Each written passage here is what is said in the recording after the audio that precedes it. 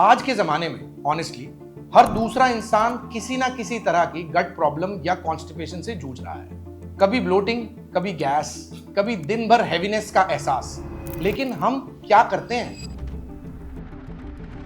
Ignore. लेकिन यहीं पे दिक्कत शुरू होती है, क्योंकि कॉन्स्टिपेशन सिर्फ एक डाइजेशन की तकलीफ नहीं है, ये आपके गट ब्रेन एक्सिस का ब्रेकडाउन है। ये आपके मेटाबॉलिक सिस्टम का साइलेंट कोलैप्स है और सबसे बड़ा सिग्नल कि आपकी कोलॉन हेल्दी नहीं है। कोलॉन होती है लार्ज इंटेस्टाइन। सोच के देखिए, अगर आपका वॉशरूम रूटीन ही आपकी डेली स्ट्रगल बन जाए तो बॉडी कैसे काम करेगी? डिटॉक्स कैसे करेगी? मूड कैसे स्टेबल रहेगा? एनर्जी कहां से आएगी? The topic is more serious than you think my friend. Constipation एक क्रॉनिक और सिस्टमिक इशू है, जिसकी वजह से लोग सिर्फ फिजिकल नहीं, मेंटल डिस्ट्रेस भी फेस करते हैं। सोचिए, आपको 4-5 दिन तक कोई प्रॉपर बाउल मूवमेंट ना हो, पेट टाइट, माइंड फॉगी, हर वक्त एक अजीब हैवीनेस का प्रेशर, हर दूसरे दिन गैस, ब्लोटिंग, लो एनर्जी, एक ऐसा साइकिल जो आपकी प्रोडक्टिविटी, मूड, स्किन और इवन हार्मोनल बैलेंस तक को डिस्टर्ब करता है। और सबसे ज्यादा हैरानी की बात यह है कि ज्यादातर लोग समझते हैं कॉन्स्टिपेशन का मतलब होता है रोज बाथरूम ना जाना, लेकिन सच ये है ही नहीं। अगर आपका स्टूल हार्ड है, अगर आपको लगता है कुछ बचा रह गया है, मतलब फीलिंग ऑफ इनकम्प्लीट इवैक्यूएशन, अगर आप स्ट्रेन कर रहे हो या फिंगर प्रेशर यूज करना पड़ रहा है, तो आपको कॉन्स्टिपेशन है, चाहे आप हर रोज बाथरूम जा रहे हो या नहीं। What is a normal poop and when does it become a problem? Constipation को समझने के लिए सबसे पहले यह जानना जरूरी है कि नॉर्मल बावल मूवमेंट होती क्या है। क्या रोजाना बाथरूम जाना जरूरी है? क्या हर 2 दिन में स्टूल पास करना गलत है? जब तक हम इस बेसिक चीज को क्लियरली समझ नहीं लेते, तब तक कॉन्स्टिपेशन सिर्फ और सिर्फ कंफ्यूजन ही रहेगा। नॉर्मल का मतलब हर किसी के लिए अलग है। मेडिकल साइंस के हिसाब से हेल्दी बावल मूवमेंट्स का रेंज ब्रॉड होता है।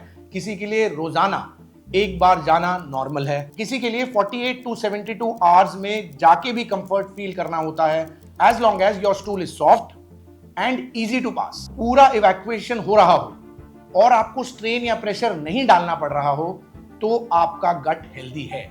बावल हैबिट्स में थोड़ा वेरिएशन नेचुरल होता है, लेकिन जब आपका पुराना पैटर्न डिस्टर्ब हो जाए, जैसे पहले हर दिन जाते थे और अब 3 से 4 दिन तक कुछ नहीं, या हर 2 दिन जाते थे अब 5 दिन हो गए गए नहीं, तो ये आपकी बॉडी का सिग्नल है कि चीजें स्लाइड कर रही हैं, खराब हो रही हैं। कॉन्स्टिपेशन सिर्फ बाथरूम ना जाना नहीं है। लोग अक्सर सोच लेते हैं कि जब तक 4-5 दिन तक बाथरूम नहीं गए तब तक कॉन्स्टिपेशन नहीं हुआ, लेकिन कॉन्स्टिपेशन एक फंक्शनल डिसऑर्डर है, जिसमें आपकी बावल अपना काम प्रॉपरली नहीं कर पा रही है। इसमें कुछ खास सिम्टम्स होते हैं, जैसे कि हार्ड ड्राई स्टूल जो इजीली पास नहीं होते, स्टूल निकलने के बाद भी लगता है पूरा नहीं निकला, डेली जाना पड़ता है लेकिन कॉफी या टैबलेट या सिगरेट के बिना पॉसिबल नहीं होता।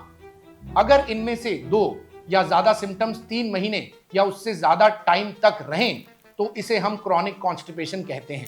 ये एक मेडिकल डायग्नोसिस है जो इसी हिस्ट्री से बनता है, और यही सवाल हैं जो हम अपने पेशेंट से पूछते हैं। Now let's understand the top 3 hidden medical causes of constipation. Constipation को अक्सर एक सरफेस लेवल डाइजेस्टिव इशू समझा जाता है, लेकिन कई बार इसका असली कॉज अंदर ब्रेन, नर्व्स या कोलॉन के स्ट्रक्चर में होता है।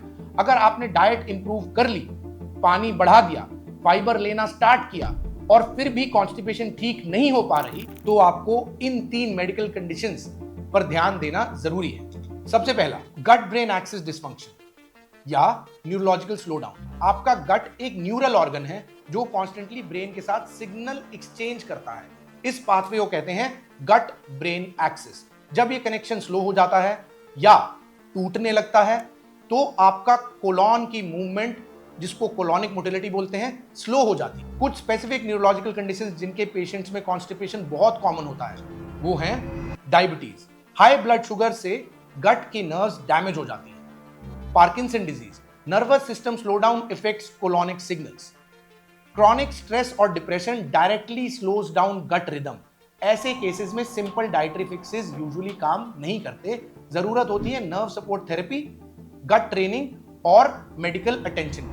दूसरा, मेडिकेशन इंड्यूस्ड कॉन्स्टिपेशन, कई लोग खुद ही कॉन्स्टिपेशन का इलाज ढूंढते हैं, लेकिन उनकी प्रॉब्लम शायद उनकी एग्जिस्टिंग मेडिसिन की वजह से हो। कॉन्स्टिपेशन इंड्यूसिंग मेडिसिन में सबसे कॉमन है ओरल आयरन सप्लीमेंट्स, जो लोग अनीमिया के लिए ले रहे होते हैं, एंटासिड्स विद कैल्शियम और aluminium, pain killers specially opioids, sleeping pills and anti anxiety medications जो ब्रेन गट सिग्नलिंग को स्लो डाउन करती है। Certain anti hypertensive medications like verapamil, nifedipine और calcium channel blockers, blood pressure medicine जो ये हैं वो बावल टोन को रिड्यूस करती हैं। और बहुत बार ऐसा भी होता है कि कोई पेशेंट कॉन्स्टिपेशन के लिए टैबलेट ले रहा होता है और वही टैबलेट रिवर्स इफेक्ट करके प्रॉब्लम बढ़ा रही होती है। अगर आप किसी भी मेडिकेशन पर हो और कॉन्स्टिपेशन क्रॉनिक हो जाता है तो अपने डॉक्टर से जरूर कंसल्ट करिए। तीसरा, obstructive constipation, physical blockage inside colon, ये सबसे सीरियस है लेकिन साइलेंट कॉज है प्री कैंसरस कोलॉनिक पॉलिप्स या ट्यूमर ग्रोथ्स जो इंटेस्टाइन के अंदर ब्लॉक बना देते हैं। ऐसे केसेस में स्टूल निकलता है लेकिन नैरो स्ट्रिप्स में, ऐसा लगता है कि कुछ रुकावट है। कभी कभी ब्लड स्पॉट्स दिखते हैं, कभी कभी फ्रैंक ब्लड दिखता है और कॉन्स्टिपेशन के साथ अनइंटेंशनल वेट लॉस भी होता है। ये सिग्नल्स कभी इग्नोर नहीं करने चाहिए। 45 साल की उम्र के बाद सभी एडल्ट्स को स्क्रीनिंग कोलोनोस्कोपी करवानी चाहिए, स्पेशली अगर फैमिली हिस्ट्री में कोलॉन कैंसर मतलब बड़ी आंत का कैंसर, अल्सरेटिव कोलाइटिस या लॉन्ग टर्म गट सिम्टम्स हैं। सिंपल कोलोनोस्कोपी से ना सिर्फ एक डायग्नोसिस होता है बल्कि कई बार पॉलिप्स को रिमूव भी किया जाता है before they turn cancerous. Polyps ऐसे कोलॉन के प्री कैंसरस लीजन्स हैं जो हमें कोलोनोस्कोपी में मिलते हैं और पॉलिपेक्टमी प्रोसीजर से ऑन द टेबल हम 2 मिनट में उन्हें रिमूव कर सकते हैं। ये प्रोसीजर हम हर रोज करते हैं और ये एक्चुअली लाइफ सेविंग है। Natural foods that heal constipation, constipation का सबसे सस्टेनेबल सोल्यूशन मेडिसिन नहीं, डाइट है। फाइबर, हाइड्रेशन और गट फ्रेंडली फूड्स कॉन्स्टिपेशन के लिए नेचुरल थेरेपी जैसा काम करते हैं, लेकिन इन्हें सही तरीके से यूज करना जरूरी है, वरना ब्लोटिंग, गैस और ज्यादा डिस्कंफर्ट भी हो सकता है। सबसे पहला डाइट में इंपॉर्टेंट है dietary fibre. Markets overflowing with processed foods, लोगों का डेली फाइबर इनटेक एवरेज 10 से 12 ग्राम तक गिर गया है, जबकि अडल्ट मेल और फीमेल को 25 से 35 ग्राम पर डे फाइबर लेना चाहिए। फाइबर 2 तरह का होता है, पहला सॉल्युबल फाइबर्स जो कि वाटर होल्ड करते हैं और स्टूल को सॉफ्ट बनाते हैं, और दूसरा इनसॉल्युबल फाइबर्स जो स्टूल को बल्क देते हैं और कोलॉन मूवमेंट को स्टिमुलेट करते हैं। इन दोनों को बैलेंस रेशियो में इंक्लूड करना बहुत जरूरी है। दूसरा, टॉप 3 कॉन्स्टिपेशन हीलिंग फ्रूट्स, ये साइंटिफिकली प्रूवन फ्रूट्स हैं जिनमें आते हैं कीवी। हर मीडियम कीवी में लगभग 4 ग्राम फाइबर होता है। इसमें एक एंजाइम होता है जिसे एक्टिनिडिन जो कोलोनिक मोटिलिटी बढ़ाता है वो प्रेजेंट है। ये स्टूल को सॉफ्ट बनाने के साथ साथ ब्लोटिंग भी नहीं करता, इसलिए इरिटेबल बाउल सिंड्रोम या आईबीएस के पेशेंट्स के लिए भी सेफ है। कीवी एक gentle but effective laxative fruit है। रोज ब्रेकफास्ट के बाद एक कीवी लेना शुरू कीजिए। दूसरा, गुआवा। आपका अमरूद, हर 100 ग्राम अमरूद में 5 ग्राम फाइबर होता है, बहुत ही अफोर्डेबल है और रेड फ्लैश गुआवा एंटीऑक्सीडेंट्स में काफी रिच होता है। गुआवा या अमरूद एक प्रीबायोटिक भी है, मतलब ये गुड गट बैक्टीरिया को फीड करता है। लो ग्लाइसीमिक इंडेक्स की वजह से डायबिटिक पेशेंट्स के लिए भी सेफ है। एक गुआवा दोपहर के बाद स्नैक में लेना काफी इफेक्टिव है। तीसरा, एवोकाडो। हर मीडियम एवोकाडो में अराउंड 10 ग्राम फाइबर होता है। Avocado is rich in healthy mono unsaturated fats जो गट लाइनिंग को नरिश करते हैं, और avocado is a good source of vitamin K, vitamin E and potassium. Cost थोड़ा ज्यादा है, लेकिन अगर आप इसे अफोर्ड कर सकते हैं तो हाफ एवोकाडो ब्रेकफास्ट में गट के लिए डीप नरिशमेंट का काम करेगा। तीसरा, raw bran is a pure insoluble fibre. अगर आपको डाइट से रिक्वायर्ड फाइबर मिलना मुश्किल लगता है तो ये एक नेचुरल सप्लीमेंट जैसा काम करता है। रॉ ब्रान 2 से 6 चम्मच हर रोज हर स्कूप के साथ 1 गिलास पानी पीना जरूरी है। डाइजेस्टिव सिस्टम को शॉक देने से बचाने के लिए धीरे धीरे इंट्रोड्यूस करिए। चौथा, हाइड्रेशन। फाइबर तभी काम करेगा जब उसे पानी मिलेगा। बिना पानी के फाइबर सीमेंट बन जाता है, स्टूल और ज्यादा ड्राई और स्टिकी बन जाते हैं, उन्हें इवैक्यूएट करना मुश्किल होता है, ज्यादा जोर लगाना पड़ता है।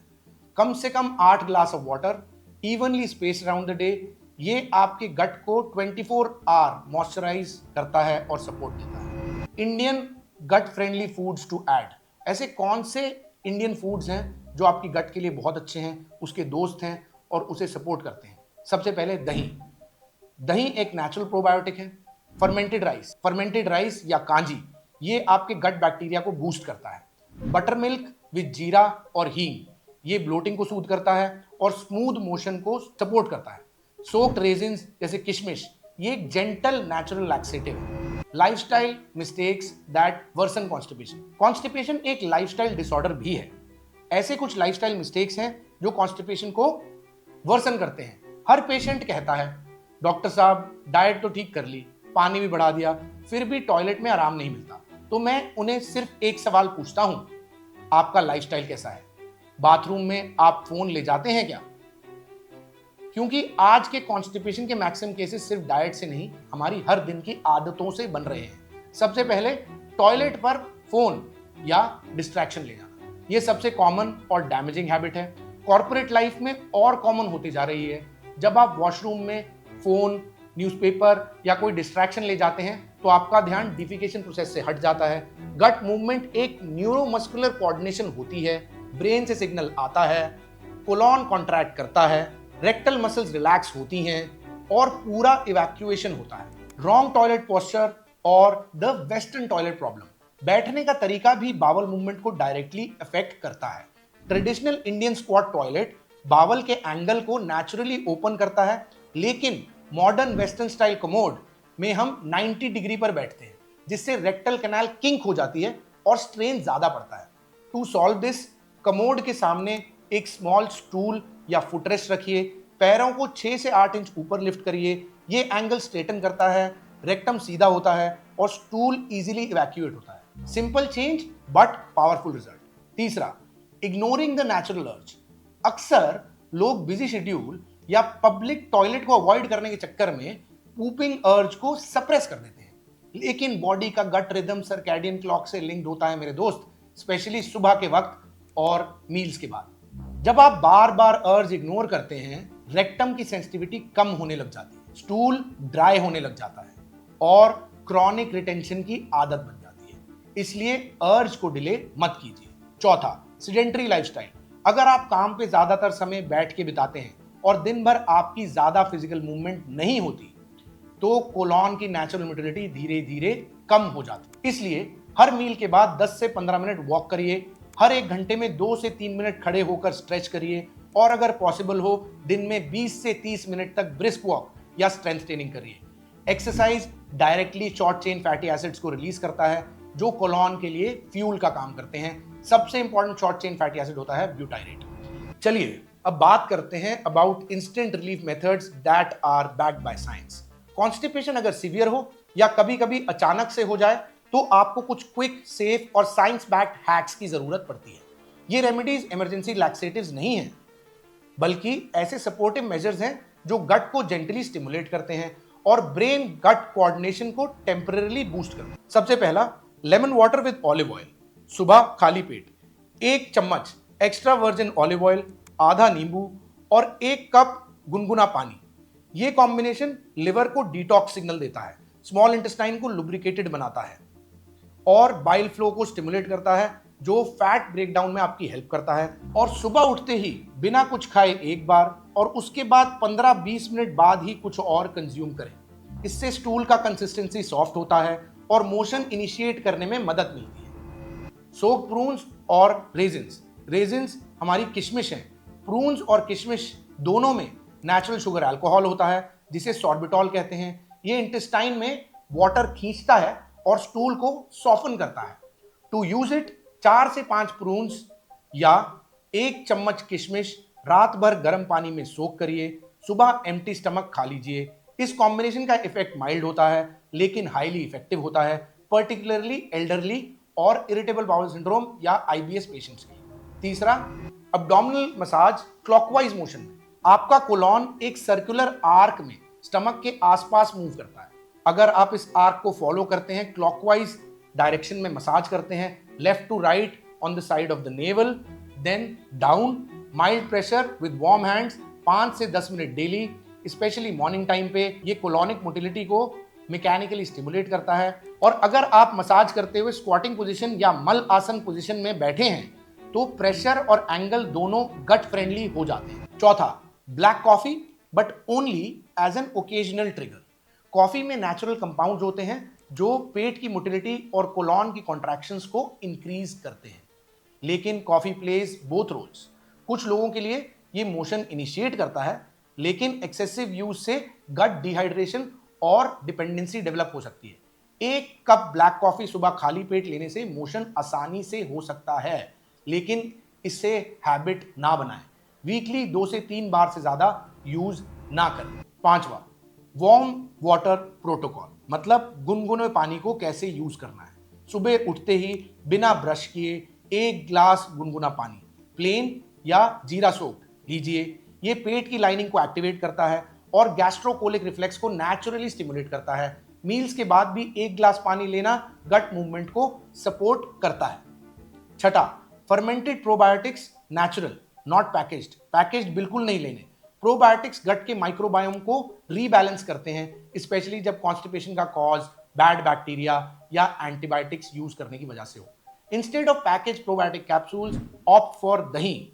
घर पे बना हुआ दही, छाछ with rock salt and roasted जीरा, कांजी, ये जो फर्मेंटेड कैरेट ड्रिंक है, होममेड इडली डोसा बैटर, ये गट में live good bacterial cultures supply करते हैं जो लॉन्ग टर्म बाउल रेगुलेशन में मदद करते हैं। अब बात करते हैं science when you must see a doctor. ये बहुत जरूरी है। अक्सर लोग कॉन्स्टिपेशन को एक वेट एंड वॉच प्रॉब्लम समझ लेते हैं, पर कुछ सिग्नल्स होते हैं जो ज्यादा सीरियस होते हैं और उन्हें इग्नोर होना और इग्नोर करना आपकी हेल्थ के लिए डेंजरस हो सकता है। कॉन्स्टिपेशन कभी कभी एक सिम्टम होता है किसी और बड़ी बीमारी का। अगर ये 4 वार्निंग साइन आपके अंदर दिखें तो बिना देर के आपको गैस्ट्रोएंटरोलॉजिस्ट से कंसल्ट करना चाहिए। सबसे पहला, पॉटी में खून आना या ब्लड इन स्टूल। अगर आपके स्टूल में ब्राइट रेड ब्लड दिख रहा है, फ्रेश ब्लीडिंग, या स्टूल का कलर ब्लैक और टार जैसा है, जैसे कि मेरे बाल बिल्कुल काला, तो ये इंटरनल साइन है ब्लीडिंग का। तो ये सिर्फ पाइल्स नहीं हो सकता। इस कंडीशन में हमें सबसे पहले गैस्ट्रोएंटरोलॉजिस्ट को दिखाना है। ये सिग्नल हो सकता है किन चीजों का? सबसे पहला, एनल फिशर, दूसरा हिमरॉइड्स, तीसरा इन्फ्लेमेटरी बाउल डिजीज जैसे अल्सरेटिव कोलाइटिस, या फिर एक अर्ली स्टेज कोलोनिक कैंसर का। Note that black sticky stool, जिसे मिलीना कहते हैं, अपर जीआई ब्लीडिंग का इंडिकेटर हो सकता है और उसे लाइटली लेना लाइफ थ्रेटनिंग हो सकता है। दूसरा red flag, unintentional weight loss. अगर आपने डाइट और एक्सरसाइज चेंज किए बिना पिछले 2 से 3 महीने में 4 या 5 किलो या उससे ज्यादा वेट लॉस किया है और कॉन्स्टिपेशन भी चल रहा है, तो ये गट इन्फ्लेमेशन या कोलॉन कैंसर का इंडिकेटर हो सकता है। हेल्दी गट कभी भी बॉडी को स्टार्विंग मोड में नहीं डालता। Weight loss without trying is never random, it should always be investigated, it is a red flag sign. तीसरा, family history of colon cancer या जीआई डिजीज। अगर आपके फादर, मदर, रियल ब्रदर या sister या किसी क्लोज रिलेटिव को colon cancer हुआ है, या अल्सरेटिव कोलाइटिस या क्रॉन्स डिजीज या कोलोनिक पॉलिप्स की हिस्ट्री है, तो आपको अर्ली स्क्रीनिंग कोलोनोस्कोपी जरूर करानी चाहिए, चाहे अभी सिम्टम्स हो या ना हो, या सिम्टम्स सीवियर ना भी हो। इसे लाइटली लेना फ्यूचर रिस्क बिल्ड कर सकता है। चौथा, लॉन्ग टर्म लैक्सेटिव डिपेंडेंस। अगर आप रोज एक टैबलेट के बिना कॉन्स्टिपेशन रिलीव नहीं कर पा रहे, कॉफी, त्रिफला या हर्बल पाउडर के बिना बाथरूम नहीं जा सकते, तो ये एक रेड फ्लैग है। तो आपका गट ट्रेनिंग ब्रेक हो चुका है और इसका long term effect colonic motility पे आता है।